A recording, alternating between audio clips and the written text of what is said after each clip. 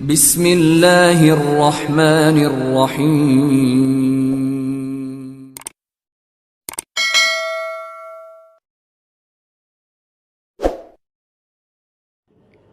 نحمدہ ونصلی علی رسولہ الکریم اما بعد اعوذ باللہ من الشیطان الرجیم بسم اللہ الرحمن الرحیم۔ آج روزوں کی تکمیل ہوئی اور عید کی آمد ہے۔ اس عید کی آمد پر سب سے پہلے آپ کو السلام علیکم کے ساتھ ساتھ چاند رات مبارک۔ لیکن یہ عید اپنے ساتھ وہ گہما گہمی، وہ مسرتیں لیے ہوئے نہیں ہے جس طرح ہر سال ہمارے دل روزوں کے بعد جو ہے وہ خوشیاں منانے کو تیار ہوتے ہیں۔ ایک طرف کرونا کی وبا نے اپنی لپیٹ میں لیا ہوا ہے، تو ابھی ایک دن پہلے ہی کراچی میں جہاز کے ہوئے حادثے میں ہمارے اپنے بھائی بہن ہم سے بچھڑ گئے۔ اللہ تعالیٰ کرونا سے انتقال کرنے والوں اور کل جہاز کے حادثے میں انتقال کرنے والوں سب کی مغفرت فرمائے اور انہیں اپنی جوار رحمت میں جگہ عطا فرمائے، آمین۔ آپ کے سامنے اب عید کی جب آمد ہے تو ایک بات رکھنا چاہتا تھا، اس لیے آپ کے سامنے دوبارہ سے حاضر ہوا کہ رمضان المبارک کے بعد یہ عید جو نام ہے خوشی کا دن، خوشی، یہ کس کے لیے خوشی کا دن ہے؟ کیا ہر وہ شخص جو رمضان المبارک کی ساعتیں کسی طرح سے بھی گزار گیا، رمضان المبارک کے دن صبح سے شام بھوکا پیاسا رہ کر جو ہے وہ بسر کر گیا، کیا ہر کسی کے لیے اللہ کی نظر میں بھی، رسول کی نظر میں بھی یہ خوشی کا دن ہے؟ یاد رکھیے، خوشی کے دن منانے کا تصور قدیم زمانے سے چلا آتا ہے۔ حضرت آدم علیہ السلام کی دعا جس دن قبول ہوئی، ان کی قوم اس دن کو خوشی کا دن جو ہے وہ سمجھا کرتی تھی۔ حضرت نوح علیہ السلام کی کشتی جب جودی پہاڑ پہ ٹھہری، ان کی قوم اس دن کو جو ہے وہ خوشی کے دن پہ مناتی تھی۔ حضرت موسیٰ علیہ السلام کو فرعون سے جس دن نجات دی گئی، ان کے لیے وہ خوشی کا دن تھا۔ حضرت یونس علیہ السلام کو جس دن مچھلی کے پیٹ سے اللہ تعالیٰ نے آزادی فرمائی، ان کے ہاں وہ خوشی کا دن ٹھہرا۔ اور حضرت عیسیٰ علیہ السلام کے ہاں ان کی قوم کے لیے جب آسمانوں سے حضرت عیسیٰ علیہ السلام کی دعا کے نتیجے میں کھانا نازل ہوا، دسترخوان نازل ہوا، ان کے لیے وہ خوشی کا دن قرار پایا۔ قرآن مجید میں اس کا بیان ہے۔ حضرت عیسیٰ علیہ السلام فرماتے ہیں سورہ مائدہ میں، اللہم ربنا انزل علینا مائدۃ من السماء تکون لنا عیدا، اے رب ہمارے لیے آسمانوں سے دسترخوان نازل فرما دے کہ ہمارے لیے خوشی کا دن قرار پائے۔ یہ خوشی کا تصور ہر قوم میں رہا۔ نبی کریم صلی اللہ علیہ وآلہ وسلم مکہ سے مدینہ ہجرت کر گئے تو مدینہ والے بھی دو دن خوشی کے مناتے تھے سال بھر میں۔ نبی کریم صلی اللہ علیہ وآلہ وسلم نے فرمایا کہ اللہ تعالیٰ نے مجھے اس کے بدل میں 2 عظیم دن دے دیے ہیں، ایک عید الفطر اور ایک عید الاضحیٰ۔ عید الفطر جو شوال کی 1 تاریخ کو رمضان المبارک کے بعد آتی ہے، یہ کس کے لیے خوشی کا دن ہے؟ یاد رکھیے گا، اللہ تعالیٰ نے رمضان المبارک کی جب فرضیت کا اعلان فرمایا تو پہلی بات جو فرمائی تھی وہ یہ تھی، یا ایھا الذین آمنوا کتب علیکم الصیام کما کتب علی الذین من قبلکم لعلکم تتقون، اے ایمان والو تم پر روزے فرض کر دیے گئے جس طرح تم سے پہلے لوگوں پہ فرض کیے گئے تھے، اس لیے کہ تم پرہیزگار ہو جاؤ، اللہ سے ڈرنے والے بن جاؤ۔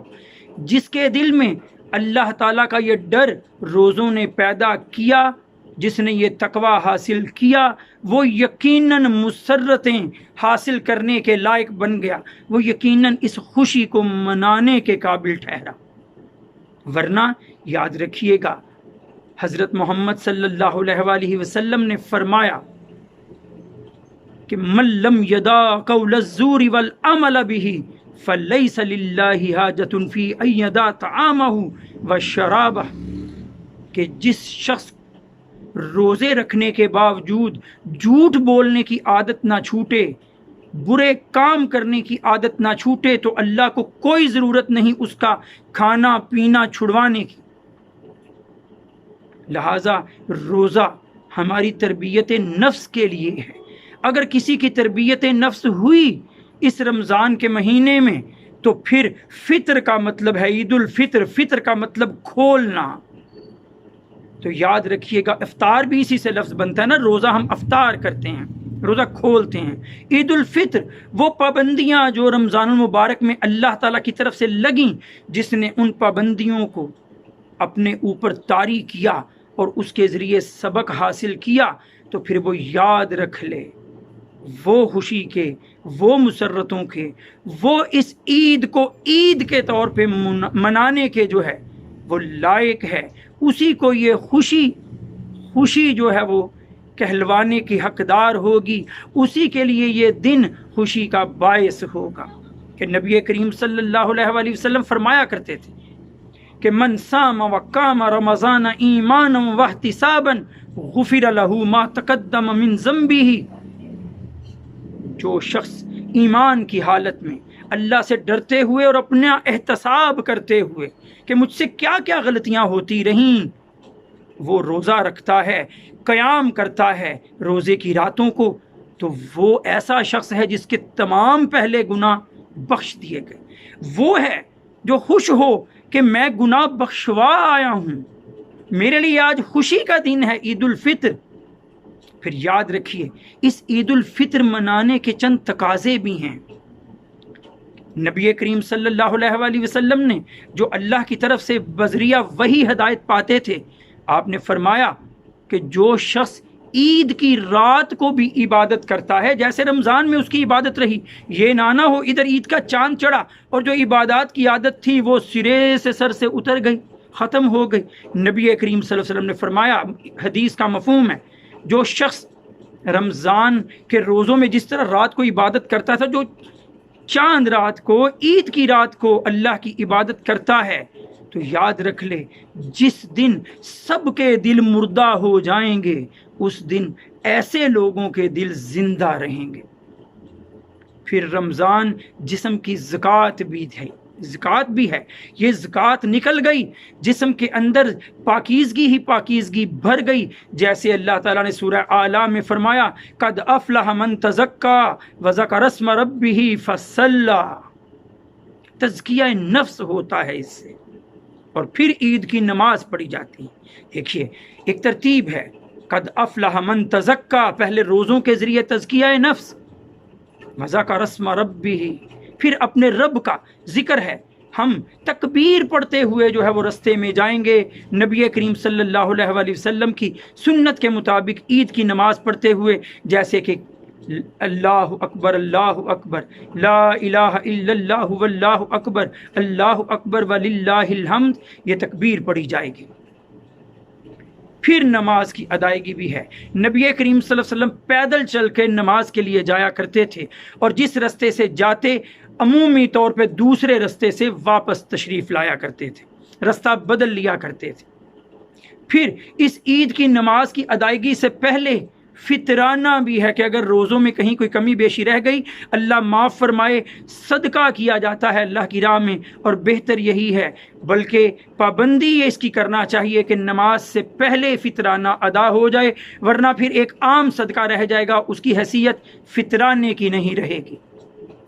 اب آپ کے سامنے میں نے چند باتیں رکھ دیں۔